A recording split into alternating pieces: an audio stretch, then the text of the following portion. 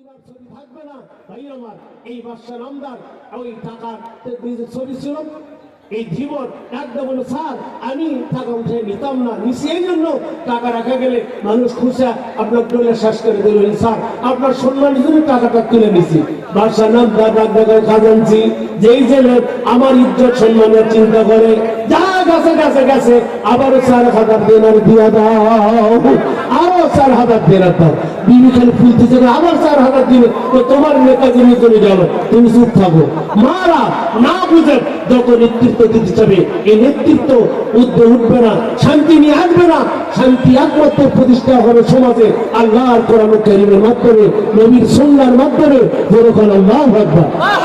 এই জন্য সম্মানিত ভাইরা আমাদেরকে একদল যুবক যারা জীবনটা চলে গেল আগামী দিনে আল্লাহর কোরআন কারীমের জন্য, আল্লাহর কোরআনের স্টেট কায়েম হওয়ার জন্য একদল যুবককে তৈরি হতে হবে।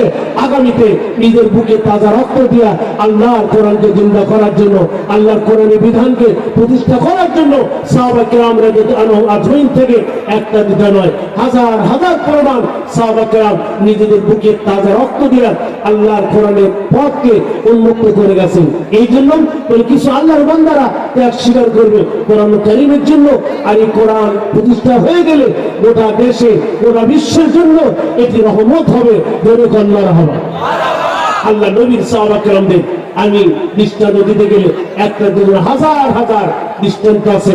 রাসূল করিম সাল্লাল্লাহু আলাইহি ওয়াসাল্লাম সাহাবা কেরাম একবার গরীব সাহাবা কেরাম বাদা ইসলাম গরিবা ওয়া সায়াউদু কামা বাদা ফাতুবা লিল গুরাবা। নবী বলেছেন ইসলাম প্রথমে গরিবের দ্বারা শুরু হবে, আবার লাস্ট জামানায় ইসলাম গরিবেরা ধরে রাখবে। যখন আল্লাহু আকবার। প্রথম জামানায় গরিবেরা ইসলামকে ধরে রেখেছিল, আবার লাস্ট জামানায় গরিবেরা ইসলামকে ধরে রাখবে। বিত্তশালী যারা তারা ইসলাম ধরার জন্য ব্যস্ত হবে না, বরং যাদের টাকা নেই পয়সা নেই সাইজ নেই মাইজ নেই এই যুবকেরাই আল্লাহর কোরআনের জন্য জীবন দিবে। যখন আল্লাহু আকবার। এই জন্য গত বৈষম্য বিরোধী আন্দোলন আমরা দেখেছি অনেক শিক্ষার্থী যাদের কেউ চিনত না, কিন্তু ন্যায় প্রতিষ্ঠার জন্য বৈষম্য বিরোধী আন্দোলনে নিজের জীবন দিতে একটু দ্বিধাবোধ করেনি। আল্লাহু আকবার। এই জন্য আগামীতে আল্লাহর দ্বীন জিন্দা করার জন্য সাহাবা কেরাম রাদিয়াল্লাহু আনহুম আজমাইনদের জন্য আমাদেরকে দীপ্তির শপথ নিতে হবে।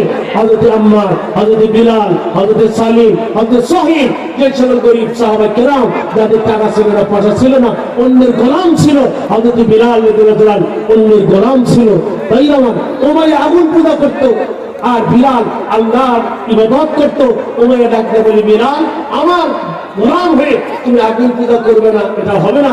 তুমি আল্লাহর ইবাদত করতে পারো না, তুমি এক আল্লাহকে বাদ দাও, ঈমান বাদ দাও, সব ছেড়ে দিবে বান্দা। কিন্তু হক্কানি মুমিন ঈমান ছাড়বে না, কোরআন ছাড়বে না। হযরত বিলাল ডাকতে বলে উমাইয়া আমি বুঝে শুনে কালিমা পড়েছি, আমার খালিক মালিক হলো আল্লাহ, আল্লাহ ছাড়া কাউকে সিজদা দাও আমি বুঝি না, আমার জীবন দিতে আমি তৈরি আছি, আল্লাহকে ছেড়ে দিতে পারি না, লম্ব করতে চাই না, কে দেবে নাকি? উমাইয়া ডাকতে বলে যুবকেরা দেরি করো না। হযরত বিলালকে নিয়ে আসা হলো, বিলালকে নিয়ে আসার পরে হযরত বিলালের হাতে দড়ি লাগানো হলো, কেউ বলে গলায় দড়ি লাগানো হলো গরু ছাগলের মধ্যে, তুমি রশি লাগাই না। যুবকদের হাতে দেওয়া হলো তোমাদেরকে মরু প্রান্তরে নিয়ে যাও, প্রহার পথে নিয়ে যাও, খোলা ময়দানে নিয়ে যাও, সারাদিন তোমরা প্রহার করো।